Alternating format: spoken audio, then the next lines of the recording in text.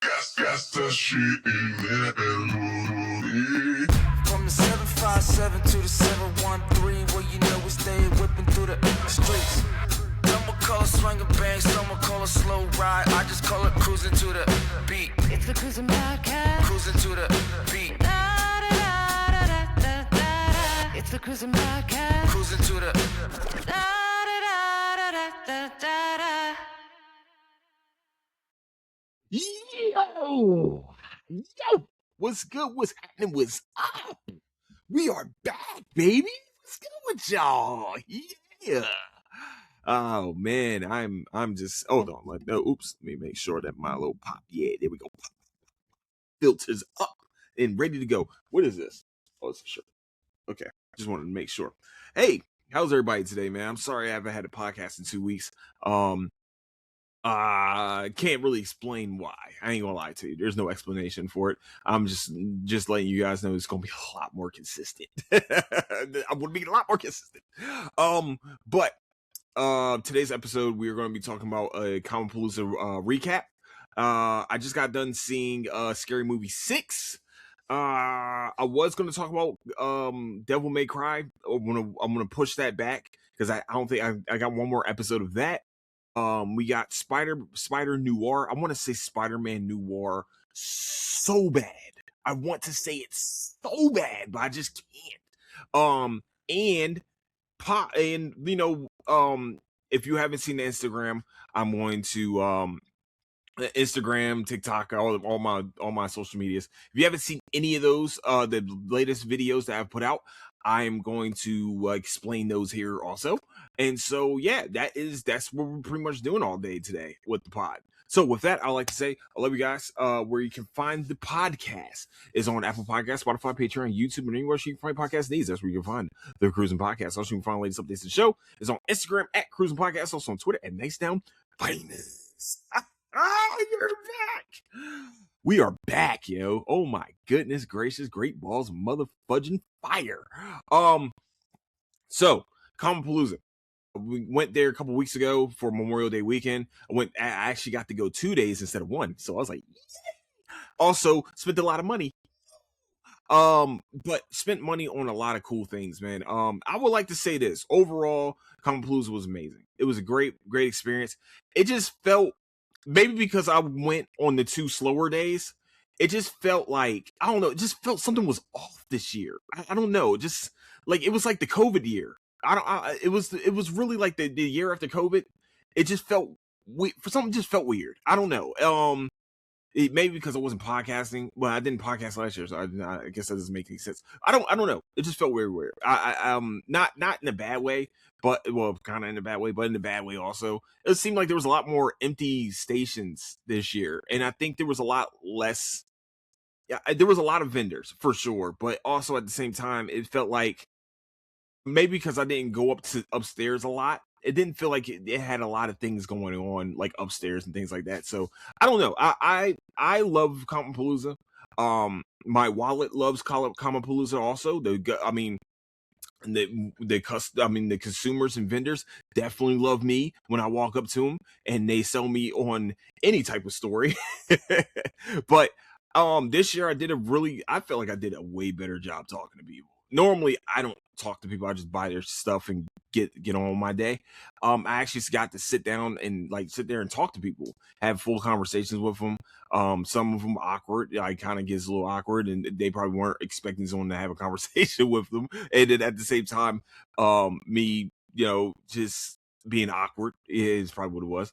And also some great conversations. I've had one person ask me like a really crazy question. I was supposed to be more asking crazy questions, but I got a crazy question asked to me, which was, I wouldn't say crazy. I'm sorry. It was a very thought-provoking question that I've always thought about, but I'm like on the spot, I couldn't give a real answer. And here now I can give a real answer of my why. So, you guys are probably thinking what the question is. The question was, who is your favorite Soul Reaper? And I was like, you can't name Ichigo. You can't say Ichigo. Don't say Ichigo. You gotta go obscure. You gotta go crazy with it. No, but you gotta go truthful. And my true answer to that was and always will be Renji. I don't know, when Renji and Byakuya first came down to Earth, Renji reminded me so much of Namek. Fuck, what's his name? The one that came down with Vegeta. He reminded me of both, to tell you the truth. Like, he was the attacker and the shit talker.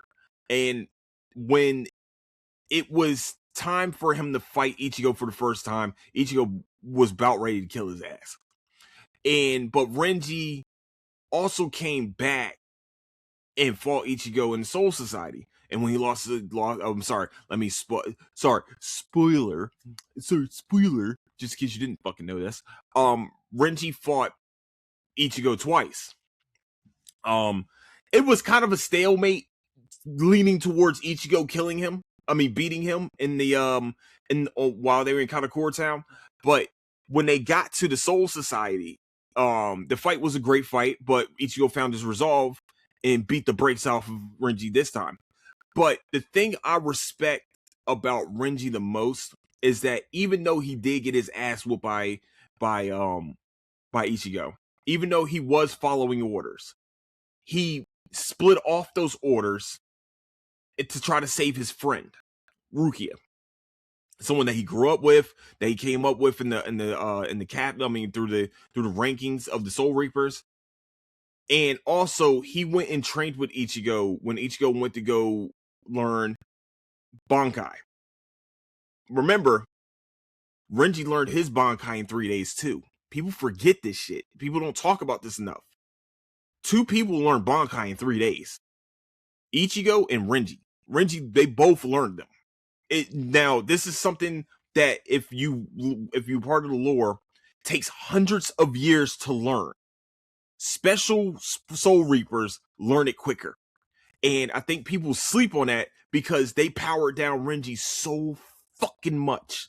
And then he became dependent on that Bankai, which was kind of trash. But then he learned the actual rest of the name of Zabimaru, and now he's a monster again. It's monster. Yeah, okay. So they finally gave my boy back his power.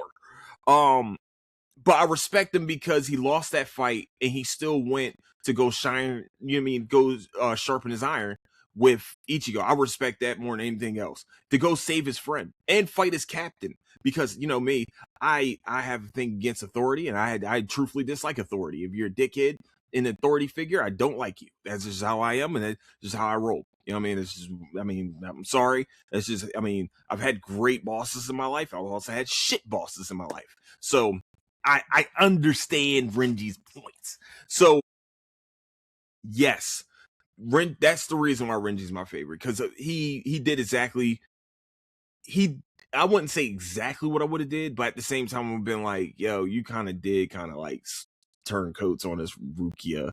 Okay, you thought the humans were cooler than us, and you decided to just stay in the human world, and that's a fucking crime. So yeah, man, he blindly followed orders to begin with, but then he said, fuck that, fuck them orders, I want to do my own thing. And then, learned how to do Bankai in 3 days. Yeah, that's why Renji's probably my favorite, because he wasn't the strongest, but he was willing to go against the strongest, and I appreciate that. And didn't depend on his he didn't exactly depend on his Bankai too much until like he really learned it. So yeah, it's gonna be Renji, for sure. If it's not Ichigo, of course, it's Renji. Also, y'all all know why I love Grimmjow. And also, I'm a villain fan too, and Grimmjow's my favorite. Everybody knows why I love Grimmjow, mostly because he told Odahime to refix Ichigo because I want to fight him at full power.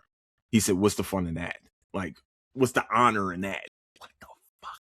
He had a chance to kill him. Actually, he didn't have a chance to kill him. Ichigo was dead. His soul chain was destroyed by Ukuyora." Okay, just putting it out there. It was destroyed, and Grimmjow was like, "Fix him back up. I want him at full power. I want no excuses. I want him at full power. I want to know that I can kill this mug by myself at full power." bring them back. So that's pretty much why I love those two characters.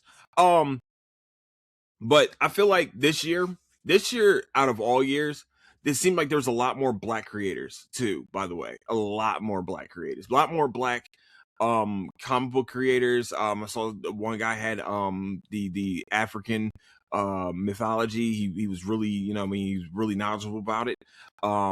That actually got that question from a black creator. I'm actually going to talk about later on today in one of my videos for TikTok of the Ignition. Right, Ignition. Yeah, I don't want to fuck up the Ignition comic book with the creator Corey Turner. Did I say Turner? Yes, Corey Turner. Yeah, because I'm sorry, I'm great with faces. Great with faces. Names, they escape me. I don't know. You can put a face in front of me, I'll remember you forever. But your name is going to take me a minute, especially if I was saying enough. Yeah. So I think there was a lot more of that. I saw a lot more cars this year. Great. They did the wrestling event. They had these the real. I think they had the Real Steel fight this year too. I don't think I saw them this year. I don't remember seeing them this year. I don't know. Of course, the food was pretty good. I always, okay. Let me not lie about that. I went and got a lot of popcorn. Okay, I got popcorn and soda. Okay, it was a cheat day. I got to see Michael Carroll. Got to see Fusion Hot Podcast. I didn't see my boys, my other guys, man. They weren't there. Oh, they were there, but I didn't see it. Normally, we run into each other by accident. Normally run into those guys literally by accident. Didn't run into any of them. It was weird. I did not. I didn't see not one of them. Which is weird. WBM podcast, by the way. I didn't see them. I didn't see Phantom Nerds. It's weird. I didn't see a lot of the guys I normally see. That's why I thought maybe that's probably what was weird, because I normally run into them a lot during these conventions. It's crazy. So maybe I'll run into them at Animeverse in Humble in the next couple weeks. Hold on. Okay. Something was sounded weird. Yeah, maybe we'll do that. I don't know, because it's just I mean they all of them are great people. No lie. I got to see some voice acting too. Some of the voice. I wish I watched that whole panel where they explained like things of like different nuances with voice acting, because of course I'm trying to get into that. But yeah, man, overall, Comicpalooza was great. I wish I got to see Lawrence Fishburne. I wish I got to see the Daredevil cast, which sucks.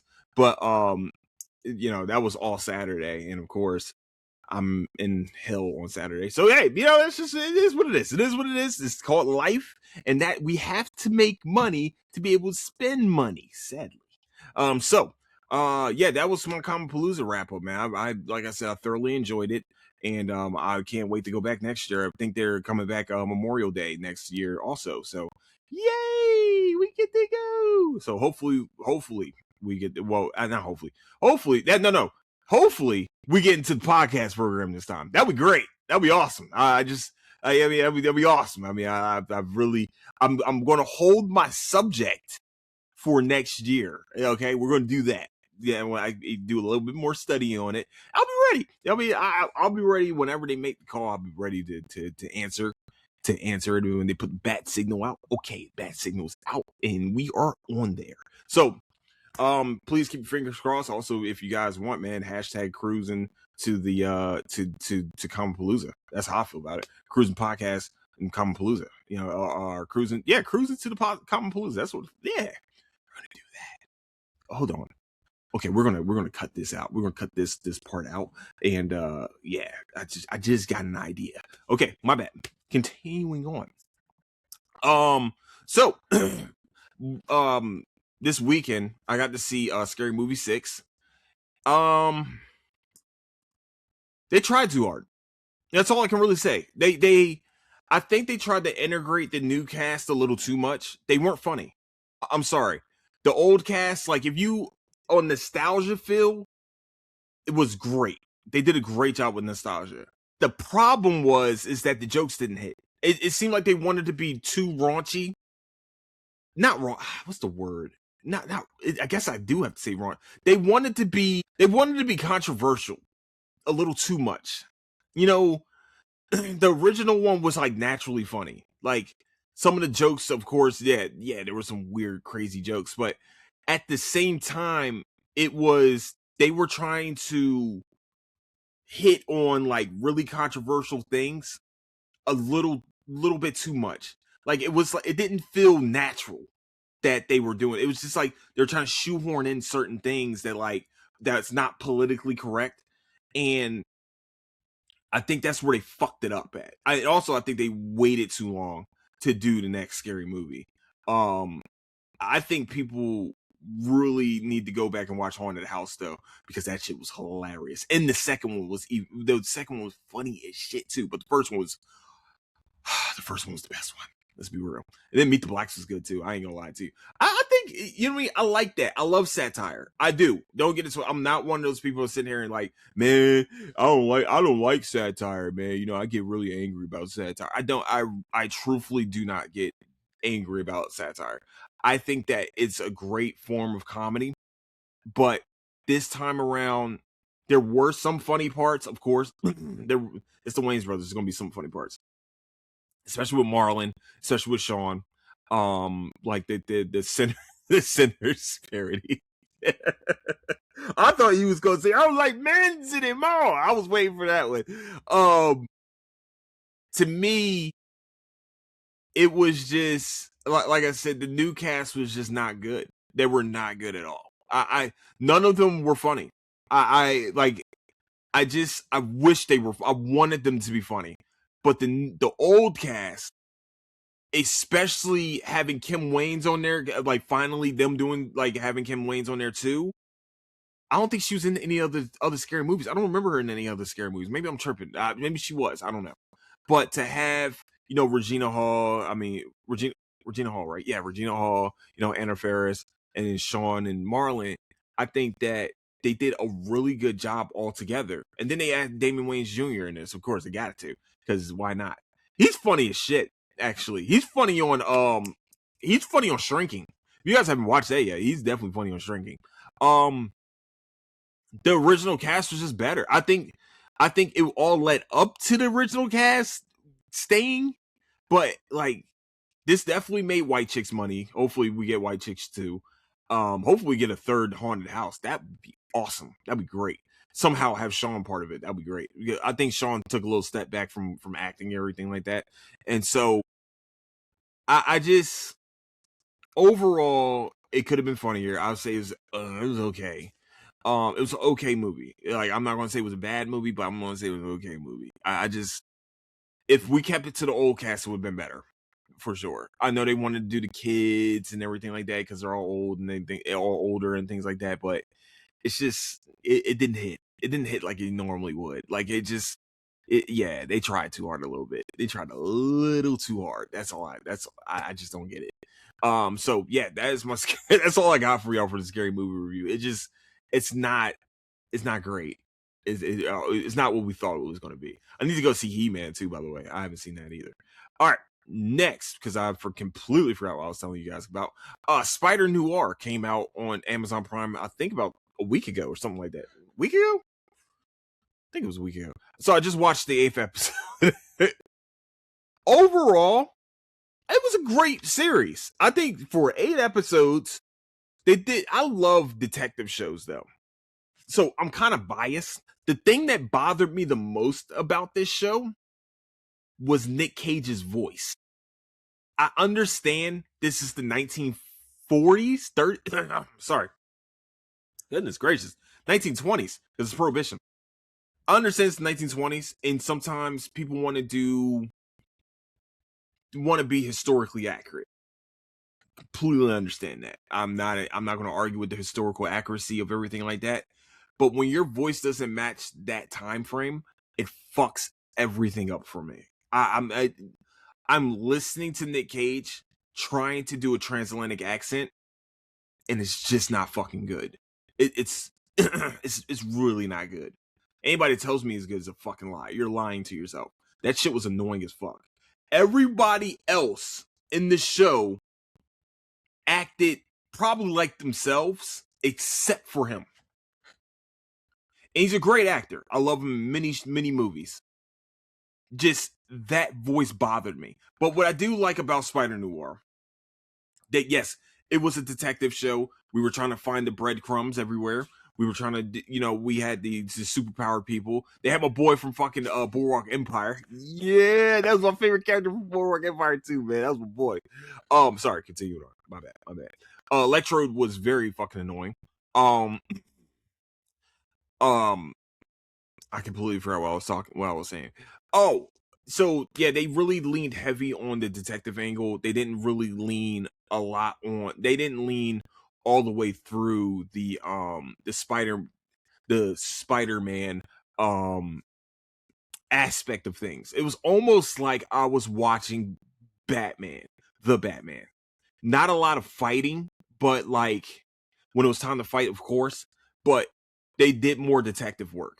And that's literally what this is. Batman was super, like, on some real, we're being honest. Spider Noir was literally Batman with Spider-Man powers. And as much as that pains me to say that, but of course, between Spider-Man and Batman, they have the greatest rogues gallery of all time. So let's be honest. I mean, like, you got to do it. But I like that he was clumsy with his powers. Like, you can clearly tell, like, this is, yes, he's had his powers for a while, but you can tell that he hadn't used them for a while also. And so it was very clumsy. Sometimes they wouldn't work.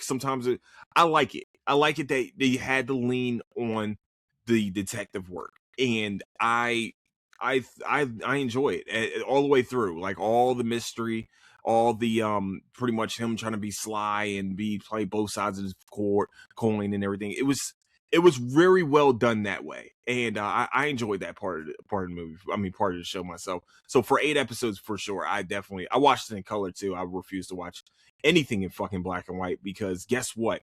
I live in 2020 fucking 6, not 1920.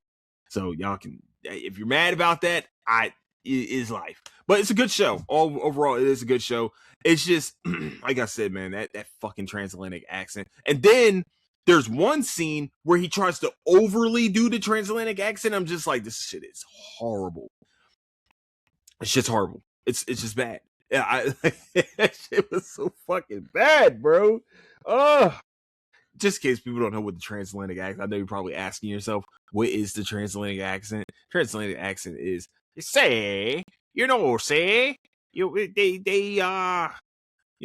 the bomb, the Nazis came down from the hill, you say? Yeah, that shit. That right there. Apparently that's the closest that we get to that I think transatlantic is the closest we get to England and American meshing. That's where that is. That's what that apparently is.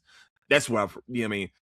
I don't think they were really talking like that in the 20s. What? No, in the 20s they were. Not bad. You're completely off. The movies, they talked like that. I always heard from historians and my own, like, research in history that no one talked like that.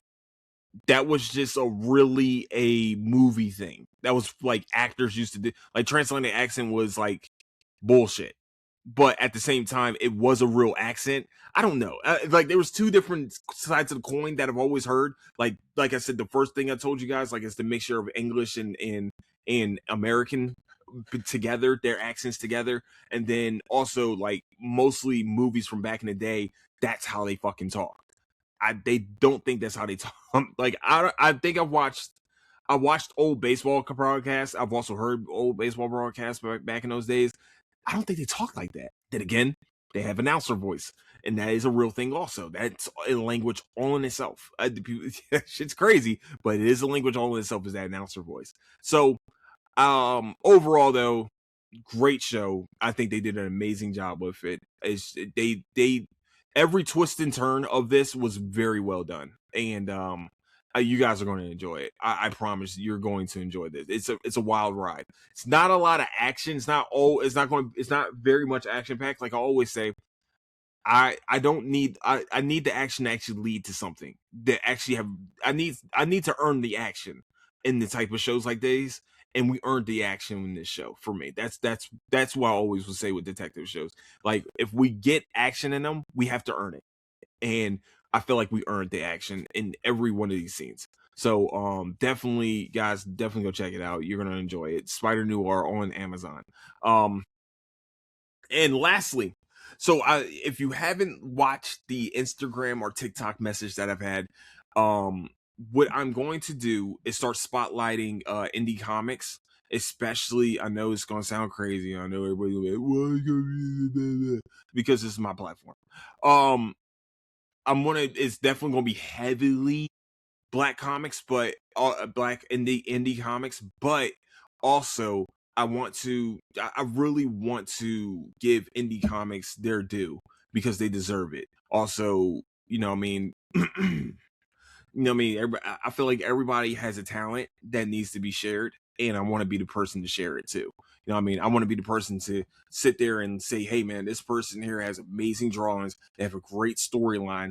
Definitely go check this out. And I'll tell them, you know, give you a brief description of the story and where you can find this person. Of course, when I have their socials and things like that. So I'm excited for that part, man, because I feel like that's my way of giving back to the nerd community is by giving my fellow nerds their just due, their showcasing of their talents.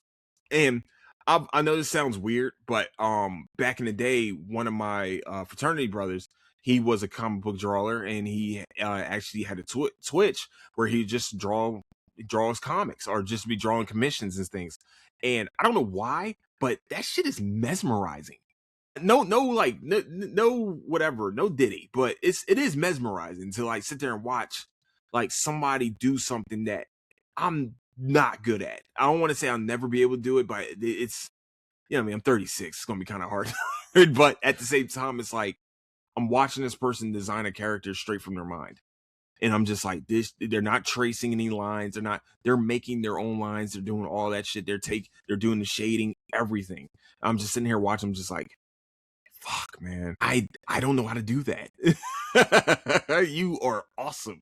It's something about watching somebody do something that you don't know how to do that is, I don't know, it's just satisfying. I don't know, it's weird. I just sorry if that's a weird thing, but yeah, I like to get a little weird with it. But also my other Instagram, my private Instagram, which has now had been changed recently, as in like a couple hours ago, to Cruising Fitness. So it's really my accountability for me to go do my workouts and you know what I mean, stay on my meal, stay within a calorie deficit. Really my accountability page for myself. And so I'm very excited about that too. Hopefully sorry, I said this during this, but I'm gonna say it during the podcast too.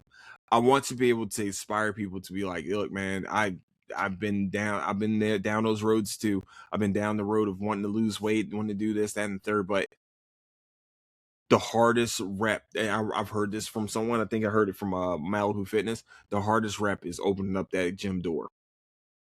That the hardest rep is opening up that gym door. That shit's crazy. That hits. That right there hits. You know what I'm saying? And that it's a great line that I've heard. So yeah, I definitely want to just inspire. You know what I mean? Right now we're in an inspiring age of life. So I want to definitely, you know, like I said, I want you guys to go out and check out some of these indie comics that we'll be talking about. And I will definitely be checking out way more. If people have them, you can definitely leave a comment underneath this episode, or go check out the Instagram and the Twitter and stuff like that, and or X, whatever the fuck you call it now. And just please, like, leave it out there. I'm not looking for free shit. That's not. By the way, I want to make sure and make this I want to make this abundantly clear. If you want to send me free shit, that's cool. I'll make a PO box and all that shit for you, so you can send your comics to me. But what I want to do, I'm a person. I will put my money where my, if you have a product, I will buy it. You know what I'm saying? That's the type of person I am. But I will. But I'm not. But I'm not admissible. It's admissible, amicable, whatever. I'm not I'm not going to deny free shit. I mean, I'm not going to deny free comics. If you want somebody to review a comic and you want to send it for free, okay, that's cool with me. Hey, I ain't going to stop you. Okay, that's one thing I'm not going to do. So if I got to make a PO box, like hit me up, be like, hey, Andrew, you got to make a PO box because this is. I mean, we want you to review our comics because what I'm saying, we need to get our stuff out there. But that's all I want to say. I got you. But if you have one and you need, I'm willing to buy it. Just don't bullshit me. That's how I feel about it. Just don't fuck with me. So that's pretty much what my caveat to all this is. So like I said, if you guys want me to check you guys out, hit me up on my DM me on my Instagrams, Instagrams, and also my Twitters. So definitely do all that. So with that, what I want to say is where you can find the Cruising Podcast on Apple Podcasts, Spotify, Patreon, YouTube, and anywhere you find podcast needs. That's where you can find the Cruising Podcast. Also, you find the latest updates to the show. It's on Instagram at Cruising Podcast, also on Twitter and Nice Down Finance. And with that, I like to say I love all you guys so much. Thank you so much for sticking with the podcast. Thank you for subscribing. Tell your friends and family about it. Go to subscribe, please. Like, share, and subscribe. I know I said subscribe like 10 million times to the YouTube, to my Apple Podcast, all that's cool stuff. Wherever you can find it, please subscribe and follow. It helps out a lot, especially on Spotify. Please go follow on Spotify because your boy's trying to get his listens up. So with that, I like to say thank you guys so much for listening. Don't do anything I wouldn't do, and I will catch you guys later. Deuces.